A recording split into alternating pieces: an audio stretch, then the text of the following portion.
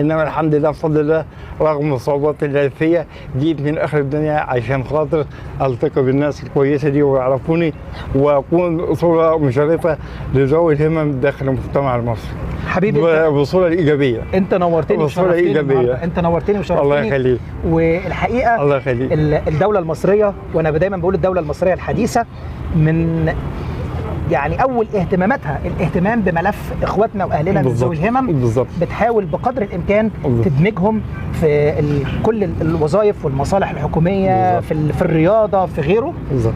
فالحقيقه يعني احنا بنشكر سياده الرئيس على اهتمامه بملف ذوي الهمم. بالظبط. ورعايه اهلنا من ذوي الهمم. وكنت عاوز اضيف حاجه بس، يعني اداره النادي الاهلي او مؤسسه النادي الاهلي لازم الكل يتعلم منها في حكايه الاداره. لازم حته اهلي كده بجد يعني والله. لازم هو يدي حته اهلي كده.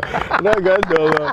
يعني مؤسسه النادي الاهلي لازم. بتحب كابتن بيبو انت؟ انا بحب الكابتن بيبو، وللاسف الشديد ناديت كذا مره ان انا عاوز التقي بيه واسلم عليه، للاسف الشديد ما وصلتش للدرجه دي. طيب انا ان شاء الله دي مبادره من عندنا هنا كده باذن الله، اخلي في تواصل ما بينك وبين الكابتن سيد عبد الحفيظ. يا رب ان شاء الله. اعرف كابتن سيد فاخلي في إن شاء علاقه ما بينك الله. وبين كابتن سيد. هو بقى قادر يوصلك لكابتن بيبو. ان شاء الله ان شاء الله. وشكرا لقناه الشمس اللي عرفتني بيك والناس المحترمين والاداره، وشكرا ليكم يا رب، ودايما من توفيق لتوفيق ومن نجاح لنجاح ان شاء الله. ربنا انعم علينا بالمحبه المصريه داخل المجتمع المصري. شرفتني. شكرا ليك.